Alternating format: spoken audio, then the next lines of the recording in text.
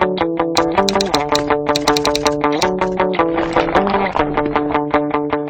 on se demande, est-ce que réellement l'accord de Paris doit résoudre le double défi lié au développement qui sont la lutte contre les changements climatiques et la pauvreté.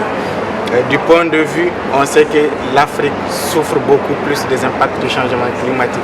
Ça s'annonce par les inondations qui sont de façon récurrente, la sécheresse qui aggrave, qui complique la situation de vulnérabilité de ménages et les pousse dans une situation sans précédent. Il y a les histoires des immigrations et autres. Et maintenant, pour nous, la question c'est de s'adapter. L'Afrique a besoin de s'adapter. Et pour s'adapter au changement climatique, la solution c'est l'adaptation. On ne peut pas s'adapter sans financement. Il faut mettre de l'argent sur la table. Et quand on voit la tendance dans les textes, les États actuellement ne sont pas prêts à mettre l'argent et la main dans les poches. Et ça, nous disons que c'est une responsabilité.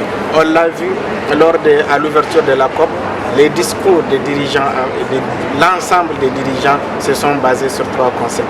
Le concept de la solidarité, le concept de justice climatique et de l'ambition.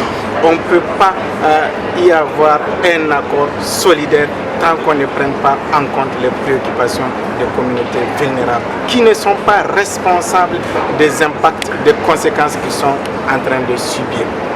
Aïssatou l'a dit, les financements, on a eu quelques-uns, mais que nous pensons que c'est insuffisant parce qu'il y a les rapports de l'OCDE qui montrent que 16% seulement des financements qu'on a eus sont pour l'adaptation.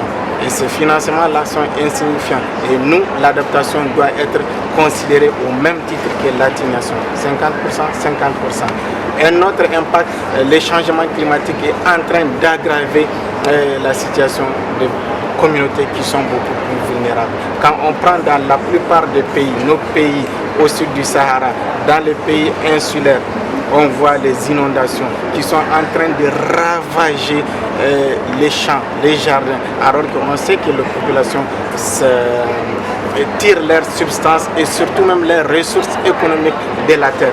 Mais les conséquences du changement climatique est en train d'endommager tous les efforts qui sont en train d'être menés par les États. Ça complique leur vulnérabilité et nous pensons que les États, notamment les États développés, doivent remplir leur engagement pour mettre de l'argent, prévoir un mécanisme de financement pour ce qui est de pertes et dommages. Et c'est aussi ça la solidarité. Et c'est aussi ça répondre à la responsabilité historique des États.